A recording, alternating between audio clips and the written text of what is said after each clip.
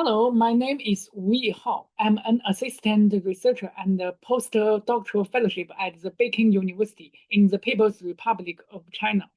The paper I will be presenting today is titled Illusion of Empiricism under the Stance of Resistance, Reflection on Digital Label Theory.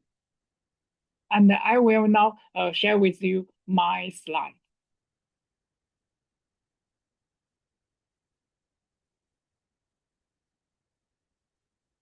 With the rise of social platforms, digital capitalism has become a reality. Among critical theorists, Christian Fuchs's digital label theory is especially influential.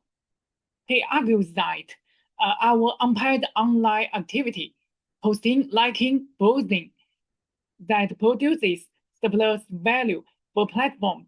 However, scholars have identified serious flaws in his argument. The real puzzle is this. Fuchs knows about these criticisms and faces a strong rival called cognitive rent theory, yet he vehemently rejects that rival and stubbornly defends his own flawed theory. Why? My talk tries to answer this question by examining both the subjective motivation and the objective philosophical cause. To understand Fuchs's flaw, we must go back to the audience comedy theory. Dallas Smith argues that mass media produce audiences as a comedy and sell them to advertisers. Later, Jelly and Levant redefined the comedy as watching time, introducing a necessary and surplus watching time model. But this tradition contained a deep contradiction. It described the audience as producing surplus value, while insisting the system was merely about realizing surplus value. Moreover, it uses the concept of rent to describe media profits, even though profit and rent well known are mutually exclusive categories. When the internet emerged, Fuchs tried to solve this contradiction. He revised the model. Internet users as prosumers produce a data commodity through their online activity. Platforms sell this data to advertisers. In his framework, users are now productive laborers, directly creating surplus value, and the platform earnings are profit, not rent. On the surface, the contradiction seems resolved by Fuchs. But a closer look reveals undeniable flaws. Fuchs makes two positive moves. First, he stretches Marx's concept of productive labor, claiming that unpaired users belong to the collective worker. But Marx explicitly ties the productive worker to the wage relation. Fuchs never explains what production relation exists between users and the platform. Second, he uses a logical fallacy. He said that without users, Facebook has no profit. Therefore, users produce that profit. This confuses a necessary condition with actual value production. Meanwhile, the rival led by Jacob Riggi argues that platform earnings are rent, not profit, and that user data has zero value because its reproduction costs are virtually zero. Riggi's empirical data shows no correlation between user activity and platform income.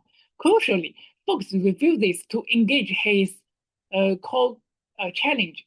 Instead, he applies a double standard. He freely expands the definition of productive labor, but then attacks the cognitive rent theory for allegedly violating Marx's definition of rent.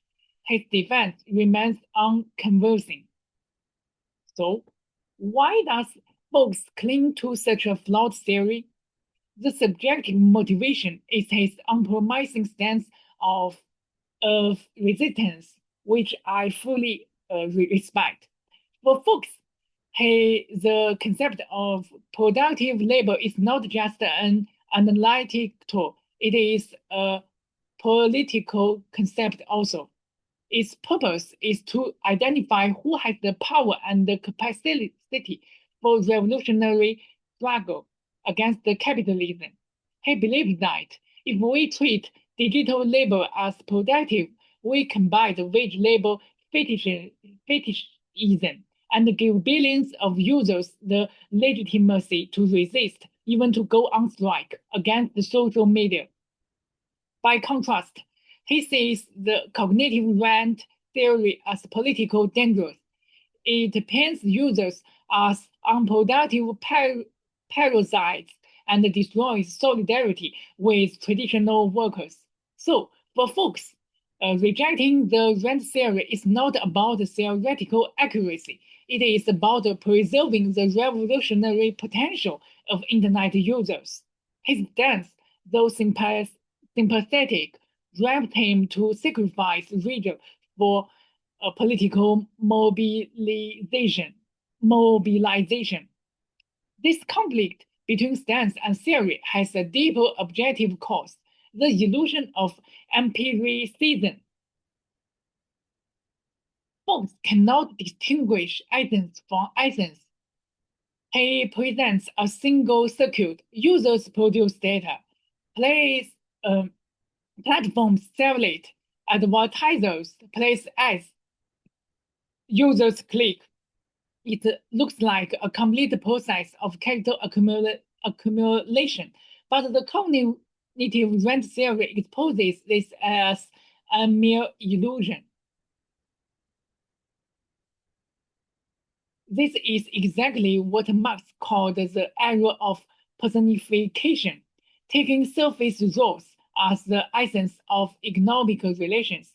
Because folks stays on the surface of experiences, his theory is systematization, not scientific penetration into hidden structures. This empiricism also has an ontological dimension, a one-sided grasp of matter. Fuchs rejects the term immaterial labor, insisting that digital labor is material because it involves brain activity and electronic poses. He is right that labor is material, but his understanding is limited to physical materiality. Marx's concept of matter has another dimension, the materiality of social relations. By reducing matter to mere physicality, Fuchs remains trapped in visible personified appearances. He cannot grasp the historically specific production relation. This philosophical limitation allows him to expand definitions at will. To conclude, Fuchs's stubborn defense of the digital labor theory is driven subjectively by a stance of resistance. Objectively, this stance theory conflict is rooted in the illusion of empiricism, an inability to grasp the dialectic of essence and appearance, and a one-sided understanding of materiality. This reflection is not a wholesale rejection of Fuchs's theory. His work is innovative and has advanced the debate, but his case warns us a well-intended political stance, when survived from scientific rigor, can fall into an empiricist trap.